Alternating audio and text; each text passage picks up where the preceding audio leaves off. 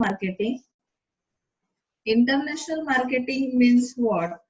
So first we have to see the definition of international marketing.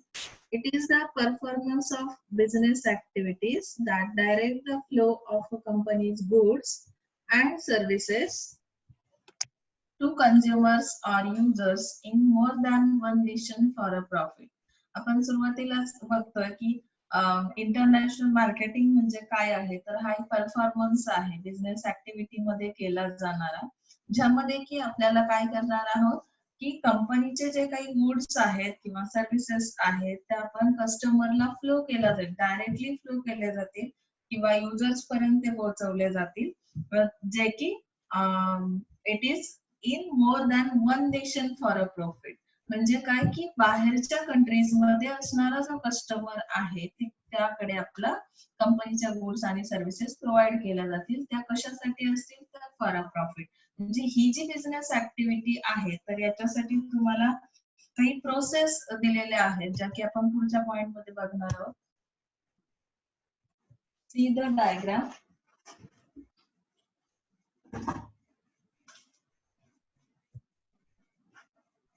Process of international marketing.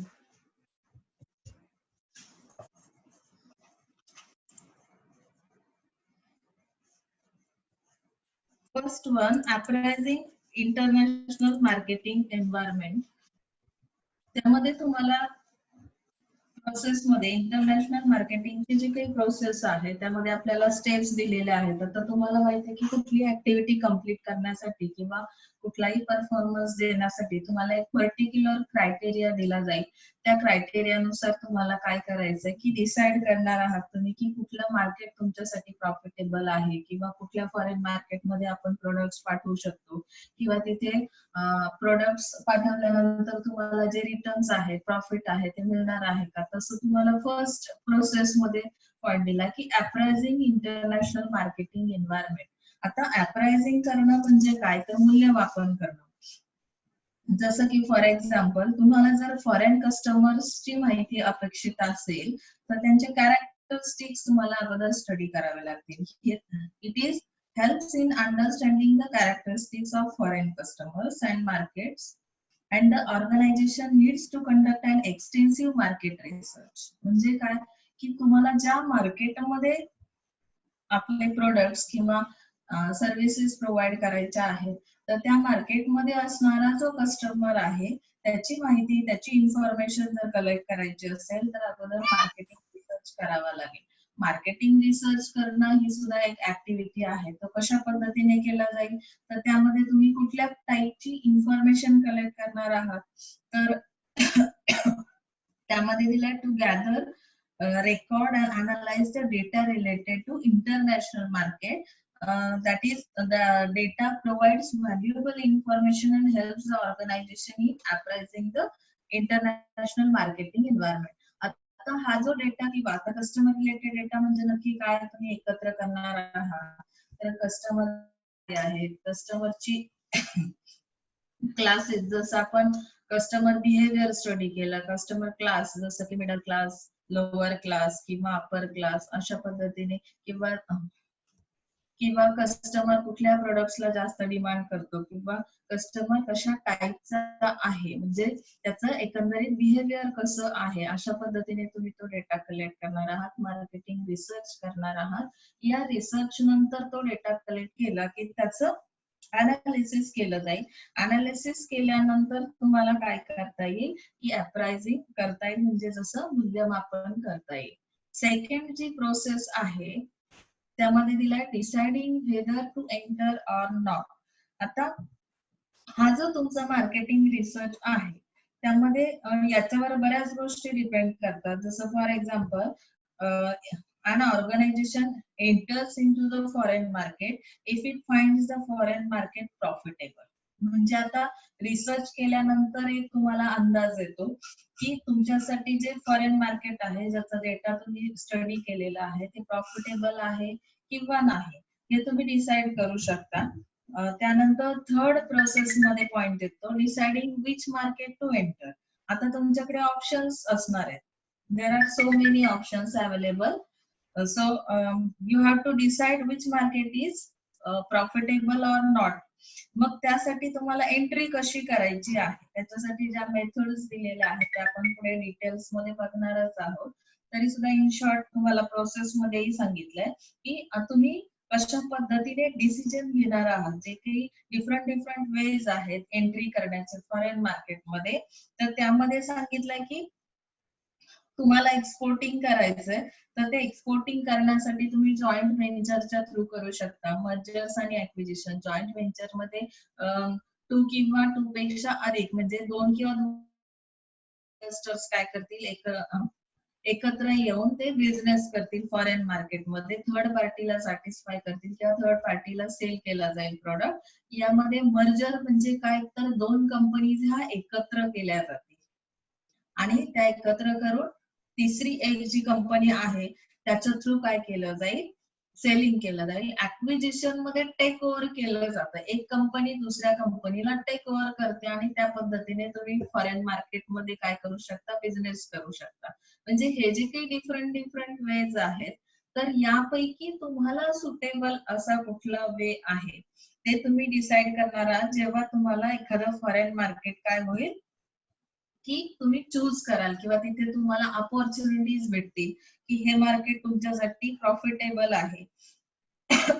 अशा पद्धतीने third step तुम्ही complete केली, fourth step complete केली. आता fifth process मधला जो पॉइंट आहे तो आहे डिसाइडिंग द मार्केटिंग मिक्स.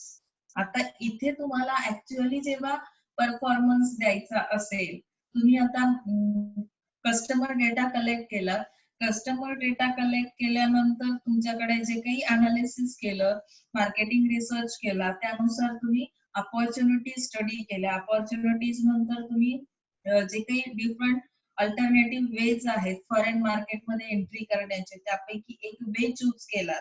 आता इथे ऍक्च्युअली तुम्हाला काय डिसाइड करायचंय की मार्केटिंग मिक्स डिसाइड करायचे आहे.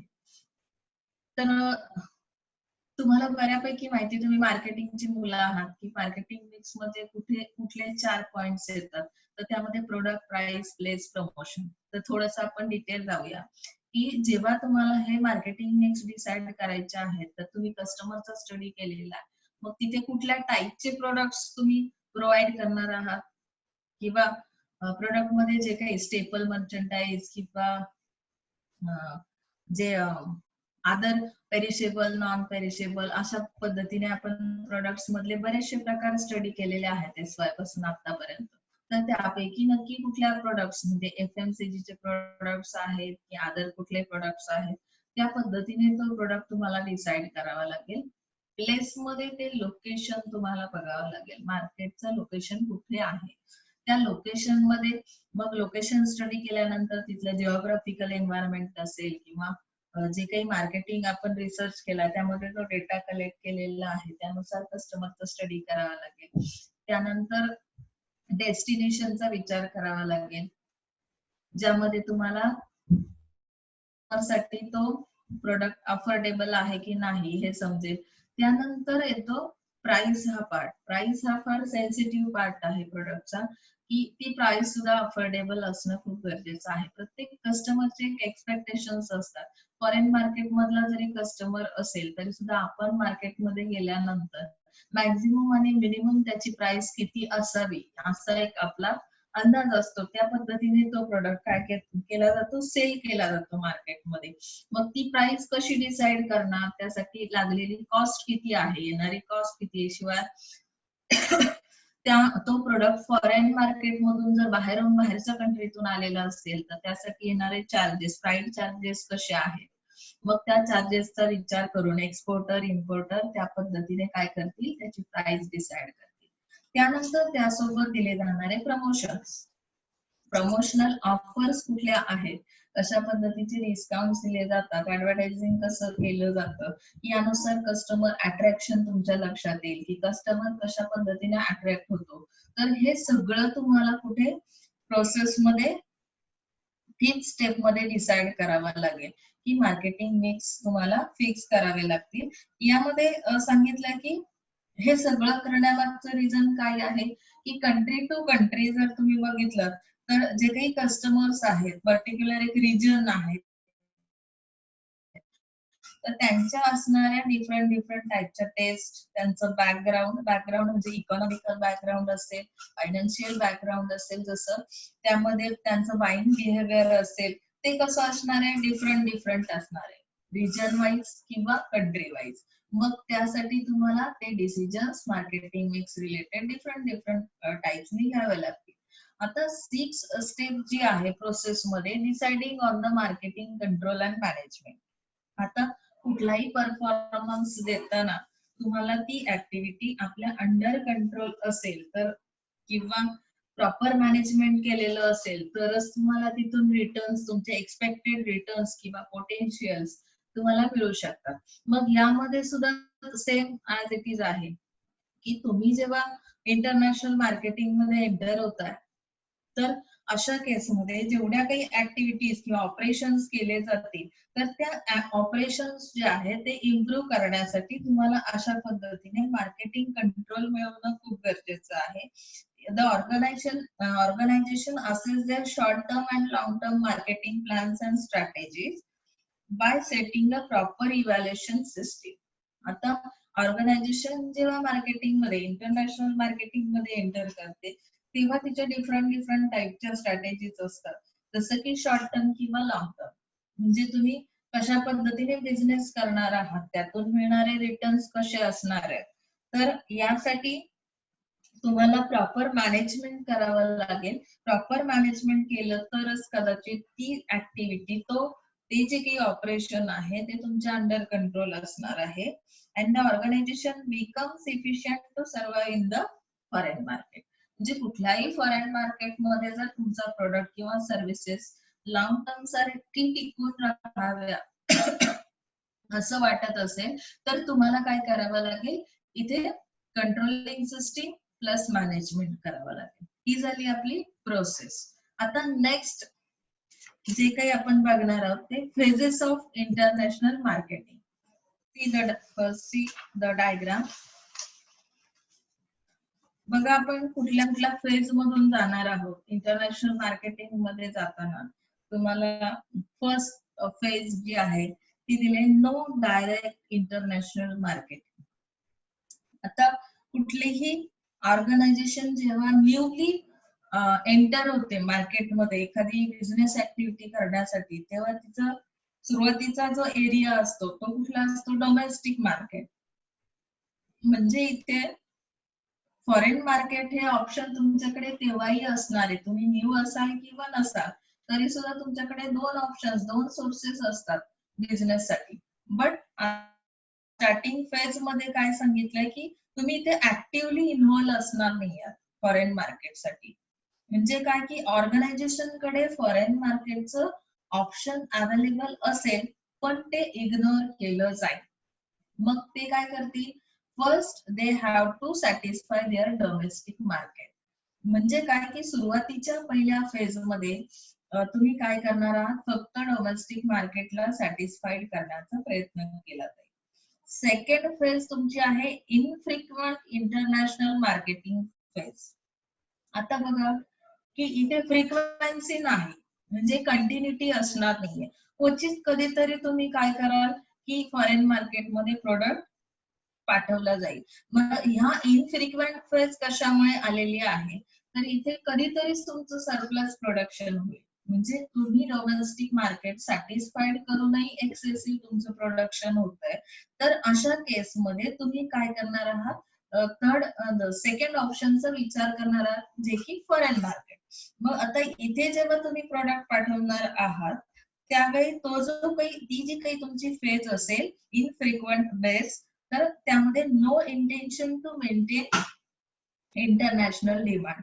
म्हणजे तुम्ही इथे इंटरनॅशनल लेवलचा जो काही तुमचा कस्टमर आहे त्याचे डिमांड्स काय आहेत याचा विचार न करता फक्त आणि फक्त तुमच्याकडे जे झालेलं सरप्लस प्रोडक्शन आहे त्यासाठी तुम्ही फॉरेन मार्केटचं ऑप्शन चूज केलेलं असेल. हा झाला तुमचा second phase. Okay. Third phase मध्ये तुम्ही जेव्हा जाणार आहात, रेग्युलर इंटरनॅशनल मार्केटिंग फेज, यामध्ये काय सांगितलं, it refers to a phase in which an organization sells in foreign markets regularly but its focus remains on the domestic market. आता इथे ऑर्गनायझेशन रिलेटेड काय सांगितलंय की तुम्ही रेग्युलर बेसवर जरी सप्लाय करणारे सप्लायर्स असाल फॉरेन मार्केटमध्ये, तरी सुद्धा तुमचा मेन फोकस काय असेल, तो असेल तुमचं डोमेस्टिक मार्केट. त्याचं रिझन काय, the organisation is dependent on the revenue from the domestic market, when revenue from international market is treated as a bonus. याचं रिझन काय बघा, की तुम्हाला जे फॉरेन मार्केट मधून मिळणारं प्रॉफिट आहे, it is just look like a bonus. म्हणजे काय की तुमचा मेन जो रेव्हेन्यू आहे, तुम्हाला जे मेन काही महसूल ज्याला आपण म्हणतो तो मिळणार आहे, तर त्यासाठी ऑर्गनायझेशन फुल्ली डिपेंड कुठे असेल, तर डोमेस्टिक मार्केटवर असेल. ओके. त्यानंतर फोर्थ वन आहे इंटरनॅशनल मार्केटिंग फेज. आता ऍक्च्युअली ऑर्गनायझेशन काय करते, की जेव्हा आता तुम्ही रेग्युलर इंटरनॅशनल मार्केटिंग फेज मध्ये बघितलं, की जरी रेग्युलरली सप्लाय होत असेल तरी तिचा मेन फोकस हा डोमेस्टिक मार्केट असणार आहे. पण फोर्थ फेज मध्ये काय आहे, की जेव्हा तुम्ही या फेज मध्ये जाल तेव्हा organisation is fully committed towards production and selling in the foreign markets. Fully commitment असणं म्हणजे काय, की जसं आपण पाहिलं या अगोदर तुम्ही फॉरेन मार्केट मधल्या कस्टमरची डिमांड्स काय होत्या, त्याकडे फार फोकस केला जात नव्हता, या तुम्हाला फक्त सरप्लस प्रोडक्शन झालंय म्हणून तुम्ही बाहेरच्या मार्केटमध्ये प्रोडक्ट सप्लाय केला जात होता. पण या लास्ट फेज मध्ये तुम्ही कमिटमेंट्स करा. कशा रिलेटेड, तर प्रोडक्शन किंवा सेलिंग रिलेटेड कमिटमेंट्स केल्या जातील ऑर्गनायझेशनच्या through. Organisation setup production plant in the foreign country. आता प्रोडक्शन प्लांट ऍक्च्युअली इथे काय केलं जाईल, त्याचा सेटअप असेल तुमचा, किंवा तुम्ही जे काही डिफरंट वेज बघितले, जॉईंट व्हेंचर आहे, मर्जर आहे, ऍक्विजिशन आहे, या वेज पैकी कुठला तरी एक वे चूज करून त्या पद्धतीने तुमचे प्लॅन्स ऑर्गनायझेशन काय करेल, फॉर्म्युलेट करेल, स्ट्रॅटेजीज फॉर्म्युलेट करेल आणि फॉरेन कस्टमरला अट्रॅक्ट केलं जाईल. Okay. Phases of international marketing इथे संपतंय. पुढचं पॉइंट आपण बघतोय की how to enter in international market. आता ऍक्च्युअली एंट्री तुम्हाला जी इन शॉर्ट मी सांगितलं, मर्जर आणि ऍक्विजिशन या पद्धतीने सुद्धा आपण एंटर करू शकतो. तर ऍक्च्युअली इथे जे काही मेथड्स दिलेले आहेत त्यापैकी फर्स्ट मेथड आहे एक्सपोर्ट करणं. आता इंटरनॅशनल मार्केटमध्ये एंट्री करणं म्हणजे एक्सपोर्ट करणं हे जनरली सगळ्याच पब्लिकला माहिती आहे. पण एक्सपोर्टिंग मध्ये पुन्हा दोन ऑप्शन्स दिलेले आहेत त्यांनी, की डायरेक्ट एक्सपोर्ट करणं किंवा इनडायरेक्ट एक्सपोर्ट करणं. तर स्टार्टिंगला आपण बघतोय एक्सपोर्टिंग म्हणजे नक्की काय आहे, तर ही फर्स्ट स्टेप आहे इंटरनॅशनलायझेशनची. It is the most traditional mode of entering the foreign market and best alternative under a given set of conditions. म्हणजे काय, की हा ट्रॅडिशनल वे आहे फॉरेन मार्केटमध्ये एंटर करण्याचा. तर यामध्ये सांगितलंय, the seller of such goods and services is referred to as an exporter. म्हणजे तुमचा जो कोणी सेलर आहे, जो कोणी गुड्स किंवा सर्व्हिसेस काय करेल, बाहेरच्या मार्केटमध्ये सप्लाय करेल, तर त्याला आपण एक्सपोर्टर म्हणणार आहोत.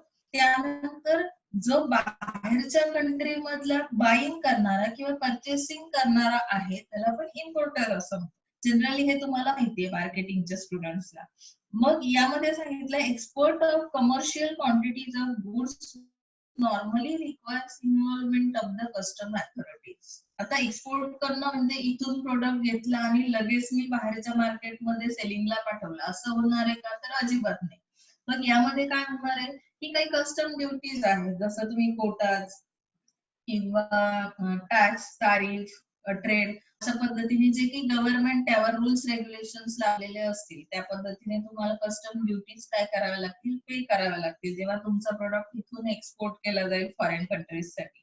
तर या सगळ्या फॉर्मॅलिटीज तुम्हाला फॉलो करणं नेसेसरी असेल.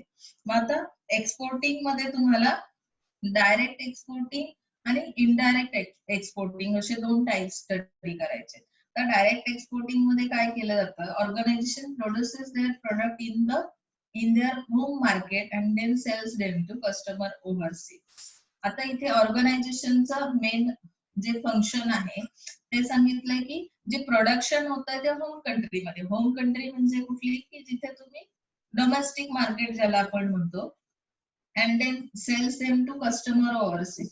मग यामध्ये डायरेक्ट एक्सपोर्टिंग मध्ये तुम्हाला बेनिफिट काय मिळणार आहे, की त्याचं बेसिक ऍडव्हान्टेज असं असणार आहे, the advantage of directness are not only increase sale but also increase control, better market information and development of expertise international marketing.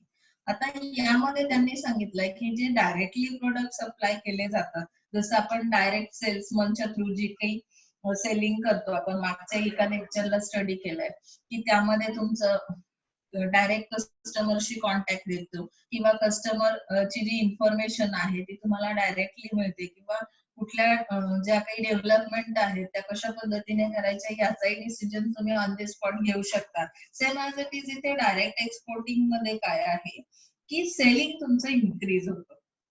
त्यामागे कारण असं आहे की तुमचा होल्ड तिथे असेल त्या मार्केटमध्ये, कंट्रोल तिथे असेल, तुमच्याकडे जी इन्फॉर्मेशन आहे ती करेक्ट येणार आहे, त्या मार्केट रिलेटेड असेल किंवा कस्टमर रिलेटेड असेल. त्यामध्ये सांगितलंय last one, development of expertise international marketing. म्हणजे तुम्ही तिथे जे काही स्किल्स यूज केले जातील त्या मार्केटमध्ये सेलिंगसाठी, तर त्यामध्ये एक्सपर्टाईजचा वापर केला जाईल. म्हणजे जे कोणी एक्सपर्ट पर्सन्स आहेत, स्किलफुल पर्सन्स आहेत, त्यांच्या थ्रू तुम्ही काय करणार आहात, हे डायरेक्ट सेलिंग करणार आहात. त्यानंतर सेकंड थिंग आहे इनडायरेक्ट एक्सपोर्ट. आता इनडायरेक्ट मध्ये तुम्हाला त्याचं मिनिंग लगेच समजेल की इथे थर्ड पार्टीचा यूज केला जातो. म्हणजे काय, की organisation sell their product to a third party who then sells it on within the foreign market. म्हणजे काय, की तुम्ही तुमची जी ऑर्गनायझेशन आहे, तुमचं जे प्रोडक्शन आहे, तुमचा जो गुड्स आहे, ते काय केले जातील, थर्ड पार्टीला सेल केले जातील, आणि ती थर्ड पार्टीच्या थ्रू नंतर काय होईल की फॉरेन मार्केटमध्ये सेल केले जातील. मग ती थर्ड पार्टी कोणी असू शकते. The intermediaries can be agents, distributors, wholesalers, retailers and brokers also. म्हणजे इथे थर्ड पार्टीमध्ये इंटरमिडियरीज ज्या आहेत त्या यापैकी कोणीही असू शकते. use of intermediaries allows the exporters to overcome problems arising from lack of knowledge of overseas markets and limited staff and financial resources. बघा आता इथे तुमच्या लक्षात येईल की थर्ड पार्टीच्या थ्रू जर तुम्ही फॉरेन मार्केटमध्ये एंटर होत असाल तर तुम्हाला कुठल्या टाईपचे बेनिफिट्स मिळणार आहे. तर त्यामध्ये फर्स्ट बेनिफिट काय आहे की तुमच्याकडे सपोज त्या मार्केटचं नॉलेज कमी आहे, तर तुम्ही कशा तुम्ही जाऊ शकता का डायरेक्टली त्या मार्केटमध्ये, नाही जाऊ शकणार, किंवा तुमची जी काही परफॉर्मन्स आहे तो बेस्ट असेलच असं आपण सांगू शकत नाही. पण ही थर्ड पार्टी काय होते की ही रिस्पॉन्सिबिलिटी घेते. जेव्हा तुम्ही थर्ड पार्टीला सेल कराल, थर्ड पार्टी मार्केटिंग रिसर्च करेल किंवा तिथल्या कस्टमरचा डेटा गॅदर केला जाईल, त्यानंतर त्याचं अनालिसिस केलं जाईल आणि फायनली तिथे तो प्रोडक्ट एंटर होईल. म्हणजे तुमच्यावरची रिस्पॉन्सिबिलिटी थोडीशी कमी होईल. त्यानंतर सेकंड थिंग आहे की तुमच्याकडे असणारा लिमिटेड स्टाफ. कधी कधी हा एक तुमचा वीक पॉइंट असू शकतो, ज्यामुळे तुम्ही फॉरेन मार्केटमध्ये एंटर करण्यासाठी एलिजिबल असणार नाही. तर तोही प्रॉब्लेम इथे सॉर्ट आउट केला जाईल इनडायरेक्ट एक्सपोर्टिंग. लक्षात आलं. सेकंड त्यामध्ये सांगितलंय फायनान्शियल रिसोर्सेस. तुमच्याकडे अवेलेबल असणारे फायनान्शियल रिसोर्स कसा आहे, बेस कसा आहे, मग त्यानुसार तुम्हाला फॉरेन मार्केटमध्ये एंट्री करायची किंवा नाही करायची यासाठी आपण डिसिजन घेतो. तर तिथे तुम्हाला एंट्री करण्यासाठी हे कुठलेही वीक पॉइंट्स असणार नाहीत, रिस्पॉन्सिबल असणार नाही, कारण इथे ही सर्वच्या सर्व रिस्पॉन्सिबिलिटी कोणाकडे जाते, तुमचा जो इंटरमिडियरी आहे त्याच्याकडे जाते. ओके. सेकंड जी मेथड दिलेली आहे फॉरेन मार्केटमध्ये एंट्री करण्यासाठी, इट इज कॉल्ड लायसन्सिंग. आता लायसन्सिंग ही लेस रिस्की मेथड आहे, म्हणजे ज्यामध्ये की त्यांनी सांगितलंय licensing is defined as the method of foreign operations whereby a firm in one country agrees to permit a company in another country to use the manufacturing, processing trademark, know-how or some other skills provided by the licensor. म्हणजे काय की इथे तुम्हाला licensing ही जी method आहे ही लेस risky आहे असं का सांगितलंय, तर याचं मेन रिझन आहे की लायसन्सर आणि लायसन्सिंग अशा दोन कन्सेप्ट यामध्ये असणार आहे. Licensor means it is a main organization जी की लायसन्सीला काय प्रोव्हाइड करेल, लायसन्स प्रोव्हाइड करेल. मग ते लायसन्स कशाशी संदर्भात असेल, तर त्यामध्ये त्यांनी बेस दिलेला आहे. It is related to manufacturing also. म्हणजे तुमची जी काही मॅन्युफॅक्चरिंग प्रोसेस आहे ती मॅन्युफॅक्चरिंग प्रोसेस काय केली जाईल, टोटली फुल्ली ती फॉरेन कंट्री जी आहे, जी अदर कंट्री आहे, सॉरी जी अदर ऑर्गनायझेशन आहे किंवा लायसन्सी आहे ते काय करू शकतील, यूज करू शकतील. आता मॅन्युफॅक्चरिंग प्रोसेस मध्ये कुठलाही प्रोडक्ट असेल तर त्या रिलेटेड जे काही तुम्ही यूज करताय तर त्याचं लायसन्स तुम्ही काय करू शकता, प्रोव्हाइड करू शकता. प्रोसेस ज्या आहेत, मार्केटिंगच्या ज्या प्रोसेस तुम्ही करता, सेलिंगची प्रोसेस आहे किंवा तुम्ही मार्केटिंग करताना ऍडव्हर्टायझिंग करता, चॅनल्सच्या थ्रू सेलिंग केलं जातं, तर ज्या पद्धतीची प्रोसेस तुम्ही अप्लाय करता ती जशीच्या तशी काय करू शकतो, जो लायसन्सी आहे तो यूज करू शकतो. त्यानंतर ट्रेडमार्क आहे, तुमच्या प्रोडक्टला कुठला ट्रेडमार्क दिलेला आहे तो सुद्धा लायसन्सरचा जो ट्रेडमार्क आहे तो लायसन्सी यूज करू शकतो. त्यानंतर तुमचे जे काही अदर स्किल्स आहेत, मार्केटिंग रिलेटेड जे मार्केटिंग स्किल्स आहेत ते सुद्धा लायसन्सीला मिळू शकतात. म्हणजे लायसन्सर आणि लायसन्सी ह्या दोन कन्सेप्ट लायसन्सिंग मध्ये येतील. आता तुम्हाला याचं इम्प्लिमेंटेशन किंवा याचं अग्रीमेंट्स कसे केले जातात, तर यासाठी तुम्हाला फार कमी प्रमाणामध्ये एक्सपेन्स येईल किंवा जो लायसन्सर आहे त्याची इन्व्हॉल्वमेंट खूप कमी प्रमाणामध्ये या प्रोसेसमध्ये असेल. त्यानंतर त्यांनी सांगितलं की याचे बेसिक ऍडव्हान्टेज काय आहे. It is a good way to start in, म्हणजे ही एक चांगली मेथड आहे ज्यामुळे तुम्हाला फॉरेन मार्केटमध्ये काय करता येईल, एंट्री करता येईल. त्यानंतर सेकंड थिंग दिलेली आहे, linkage of parent and receiving partner interest means both get most out of marketing efforts.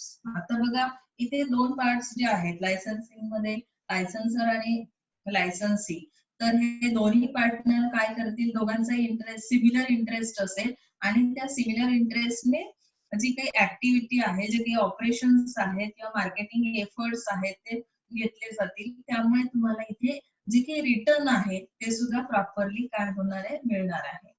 त्यानंतर डिसएडव्हान्टेज सांगितले. लायसन्सिंगचे डिसएडव्हान्टेज काय आहेत, लिमिटेड फॉर्म ऑफ पार्टिसिपेशन, म्हणजे पार्टिसिपेशन खूप कमी प्रमाणामध्ये लिमिटेड फॉर्म मध्ये असेल, जसं की to length of agreement, specific product, process or trademark, म्हणजे काही ठराविक पर्टिक्युलर अशा प्रोडक्ट साठी किंवा जी अग्रीमेंट आहे त्यामध्ये काही लिमिटेशन्स येतात की ज्यामुळे फार जास्त पार्टिसिपेशन तुम्हाला इथे अवेलेबल होणार नाही. ओके. डिसएडव्हान्टेज मध्ये सेकंड थिंग आहे, potential returns from marketing and manufacturing may be lost. Sometimes it may be lost. कारण त्याचं काय आहे की तुमचे जे एक्सपेक्टेशन्स आहेत त्याच पद्धतीने तुमचा लायसन्सी वर्क करेल असं आपण प्रत्येक वेळी सांगू शकत नाही. कारण की तुमची मॅन्युफॅक्चरिंग प्रोसेस ज्या पद्धतीने वर्कआउट करते किंवा तुम्ही जे ऑपरेशन्स ज्या पद्धतीने करता त्याच पद्धतीची ऍक्टिव्हिटी लायसन्सी करेल असं आपण प्रत्येक वेळी सांगू शकत नाही. त्यामुळे तुम्हाला जे काही रिटर्न्स, पोटेन्शियल रिटर्न्स आहेत, it may be lost sometimes. त्यानंतर दिलंय की cost may arise because the licensing may prove to be incompetent than expected. म्हणजे अकार्यक्षमता, ज्याला मी तुम्हाला सुरुवातीलाच थोडं वेगळ्या लँग्वेज मध्ये त्यांनी सांगण्याचा प्रयत्न केलाय की तुमचा जो लायसन्सी आहे तो स्वतःला प्रूव्ह करू शकला नाही, म्हणजेच काय की तो इनकम्पेटंट असेल, तुमच्या एक्सपेक्टेशन पेक्षा त्याने खूप कमी प्रमाणामध्ये त्याने काम केलेलं असेल, तर कदाचित तुम्हाला इथे काय होईल, कॉस्ट मे बी अराईज. त्यानंतर थर्ड पॉइंट आपण बघतोय मेथड्स ऑफ मार्केट एंट्री मध्ये, that is called management contracting. Okay, आता मॅनेजमेंट कॉन्ट्रॅक्टिंग म्हणजे नक्की काय आहे? It is a local investor. आता बघा, market provides the capital for an enterprise while company from outside provides the necessary know-how to manage the company. म्हणजे इथे तुम्हाला काय केलं जातं की लोकल इन्व्हेस्टर्स तुम्हाला काही सजेशन्स देतील. जी थर्ड पार्टी आहे, जी फॉरेन मार्केटमध्ये काम करणारी कंपनी आहे, त्यांना मॅनेजमेंट कशा पद्धतीने करायचं आहे, तर यासाठी काही सजेशन्स प्रोव्हाइड केले जातील. It is a low risk method of getting into foreign market and one that starts yielding income right from the beginning. Management contract involve not just selling a method of doing things, but involves actually doing them. म्हणजे इथे त्यांची involvement खूप असणार आहे. Parent company जी आहे, parent organisation जी आहे, तिची involvement असेल. ज्याला कोणाला तुम्ही ज्याच्याशी कॉन्ट्रॅक्ट करणार आहात, थर्ड पार्टी थर्ड ऑर्गनायझेशनची, तर इथे फक्त सेलिंग साठीच हेल्प केली जाईल असं नाहीये. तर यामध्ये तुमची इन्व्हॉल्वमेंट फुल्ली असेल. It involves a wide range of functions such as technical operation of a production facility. म्हणजे जसं की टेक्निकल सपोर्ट प्रोव्हाइड केला जाईल, त्यानंतर मॅनेजमेंट, त्यानंतर accounting, marketing services and training. म्हणजे मॅनेजमेंट कॉन्ट्रॅक्टिंग मध्ये काय आहे की पर्टिक्युलर असा एकच एरिया नाही सांगितलाय, तर तुम्ही टोटली तुमची इन्व्हॉल्वमेंट असेल सगळ्या पद्धतीने. त्या पॅरेंट ऑर्गनायझेशन काय करेल, फॉरेन मार्केट मधल्या ऑर्गनायझेशनला हेल्प करेल. ओके, आता त्याचं बेसिक ऍडव्हान्टेज काय आहे बघा. फर्स्ट ऍडव्हान्टेज आहे, management contracts are often form where there is a lack of local skills to run a project.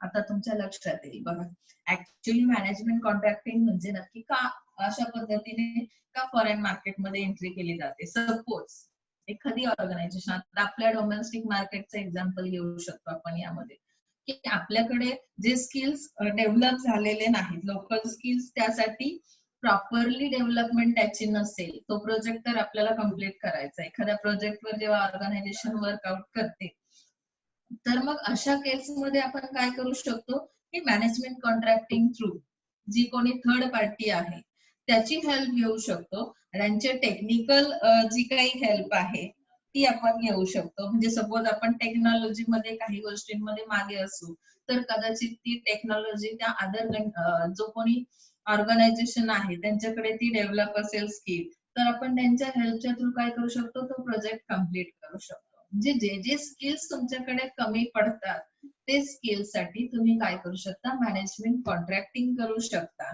आणि त्याचं प्रोडक्शन करू शकता. ओके, त्यानंतर दुसरं बेसिक ऍडव्हान्टेज असं आहे, it is alternative to foreign direct investment.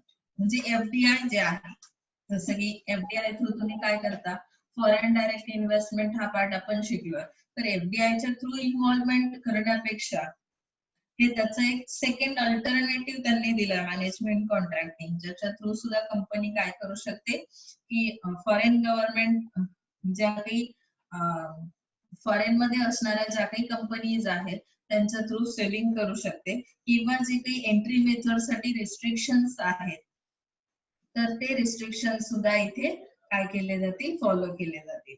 आता कुठल्याही पार्टला जसं प्लस पॉइंट्स आहेत तसेच मायनस पॉइंट सुद्धा असतील. म्हणजे ऍडव्हान्टेज जर आपण स्टडी करतोय तर त्याचे डिसएडव्हान्टेजेस सुद्धा आपण बघणं गरजेचं आहे. आता मॅनेजमेंट कॉन्ट्रॅक्टिंगचा पहिला डिसएडव्हान्टेज काय आहे, लॉस ऑफ कंट्रोल. बघा आता इथे मॅनेजमेंट कॉन्ट्रॅक्टिंग मध्ये जेव्हा तुम्ही अशा कंपनीच्या थ्रू टेक्निकल सपोर्ट घेताय किंवा फायनान्शियल सपोर्ट घेताय, तर ह्या सगळ्या पार्ट मध्ये तुमचा 100% कंट्रोलिंग असणार नाही. त्यानंतर टाइम डिले होऊ शकतो. तुम्हाला एक्सपेक्टेड जो टाइम पिरियड आहे एखादा प्रोजेक्ट कम्प्लीट करायचा असेल, तर जी कोणी पॅरेंट ऑर्गनायझेशन आहे जी हेल्प घेते, तर त्यांच्या एक्सपेक्टेशन नुसार जी थर्ड पार्टी ऑर्गनायझेशन आहे ती कम्प्लीट करेलच तो प्रोजेक्ट असं नाही. म्हणजे इथे टाइम डिले सुद्धा असू शकतो. थर्ड तुमचं डिसएडव्हान्टेज आहे लॉस ऑफ फ्लेक्झिबिलिटी. म्हणजे फ्लेक्झिबिलिटी का नसेल बघा सांगा. जर जेव्हा तुम्हाला थर्ड पार्टी सजेशन्स प्रोव्हाइड करते, त्यावेळी तुम्ही काय करता, त्या इन्स्ट्रक्शन जशाच्या तशा फॉलो केल्या जातात. त्यामध्ये स्वतःहून तुमचा ब्रेन कुठेही वापरला जात नाही. जसं तुम्हाला एक्झाम्पल द्यायचं झालं तर काय सांगता येईल, की एखादा क्लर्क आहे, तो जेव्हा काम करतो त्याच्याकडे जो तुम्ही पेज दिलेला असतो टायपिंगसाठी, तर तो ते अक्षर त्याला जे दिसेल त्याच पद्धतीने, मग तिथे स्पेलिंग मिस्टेक असेल तर ते त्याचं काम नाहीये की त्याने ते करेक्शन करायचं आहे. इथे जशा ऑर्डर्स आलेल्या आहेत त्याच पद्धतीने त्या फॉलो केल्या जातील आणि ती चूक पुन्हा रिपीटेड होऊ शकते.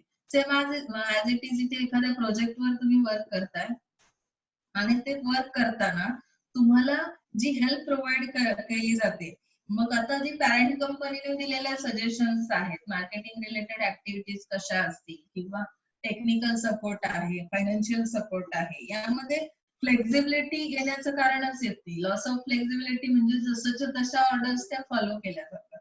त्यानंतर लॉस ऑफ क्वालिटी म्हणजे काय, की ती प्रोसेस दुसऱ्या कोणीतरी सांगितलेली आहे. अशा केसमध्ये तुम्हाला काय करायचं आहे, की क्वालिटीचा इथे विचार केला जात नाही आणि त्यामुळे कदाचित ती लॉस होऊ शकते. नेक्स्ट थिंग आहे कॉन्ट्रॅक्ट मॅन्युफॅक्चरिंग. आता बघा, तुम्हाला फक्त शब्दामध्ये एका फरक आहे, त्यामुळे इथे गडबड करायची नाहीये. मॅनेजमेंट कॉन्ट्रॅक्टिंग आणि कॉन्ट्रॅक्ट मॅन्युफॅक्चरिंग. तर कॉन्ट्रॅक्ट मॅन्युफॅक्चरिंग हा जो पार्ट आहे, यामध्ये काय सांगितलंय, this strategy involves contracting